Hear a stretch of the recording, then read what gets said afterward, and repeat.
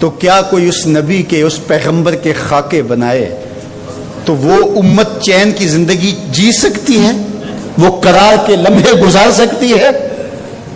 تو کیا ہمارا صرف اتنا ہی فرض ہے کہ ہم فیس بک پہ احتجاج کر دیں؟ اگرچہ یہ بھی محبتوں کا ایک رنگ ہے، اور اس کے بعد ہم ٹھنڈے ہو کے بیٹھ جائیں اور وہ ہر 5 سال کے بعد، ہر 3 سال کے بعد، ہر 2 سال کے بعد یہ حرکت کریں، اور ہمیں پتا ہے کہ آج کی ہے اور 3 سال بعد پھر انہوں نے کرنی ہے، تو ہم بس اس پہ کفایت کریں اور کافی ہو جائے؟ نہیں، ہمیں دین اسلام کو غالب کرنے کے لیے آخری سانس تک جنگ کرنی ہوگی۔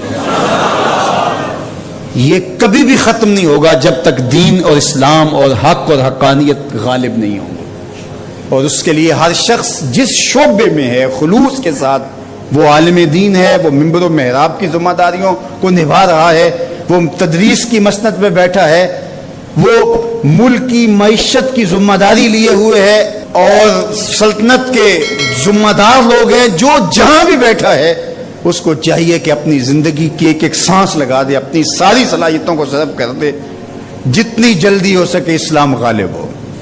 اسلام غالب ہوگا تو کسی کو ٹیڑھی نظر سے دیکھنے کی ہمت بھی نہیں ہوگی، کوئی جرأت بھی نہیں کر سکے گا۔ جب ہم کمزور ہوں گے تو ہمارے ساتھ یہ ہوتا رہے گا۔ تو آئیے میں اور آپ یہ عزم کریں کہ اپنی ساری زندگی رسول اللہ کے نام لگائیں گے، جئیں گے تو حضور کے لیے، مریں گے تو حضور کے لیے، اور آخری سانس تک حضور کے وفادار رہیں گے۔ اپنی زندگی کا ایک ایک گوشہ حضور کے نام لگا دیں۔ اس کے لیے جہاں جہاں ضرورت تو ہمیں ہر جگہ موجود ہونا چاہیے، لیکن اس کا دیرپا مستقل حل کیا ہے کہ اسلام کا غلبہ ہو، اور ہم اپنی ذمہ داریاں ہی اپنے دائرے میں رہ کر کے جو ہمارے سپرد وہ بھی ادا نہ کر رہے ہوں اور وہاں خیانت کر رہے ہوں، تو کس طرح ہم دنیا کے بکھرتے ہوئے ان طوفانوں کا مقابلہ کر سکیں گے اور ان مصیبتوں کو روک سکیں گے، ان سیلابوں کے آگے بند باندھ سکیں گے؟ تو اپنے حصے کا کام ضرور کیجئے، اور دن رات۔ حضور کے ایک صحابی ہیں جن کا نام ہے اصلاح بن شریک رضی اللہ تعالیٰ عنہ۔ ڈیوٹی کیا تھی؟ ذمہ داری کیا تھی؟ حضور کی سواری کا کجاوا کسا کرتے تھے۔ جب بھی سفر ہوتا یہ ساتھ چلتے، پڑاؤ ہوتا تو کجاوا کھول دیتے، پھر کوچ کرنا ہوتا تو کجاوا کستے۔ ایک سفر پہ حضور کے ساتھ تھے، رات پڑاؤ کیا، انہیں غسل کی حاجت ہو گئی۔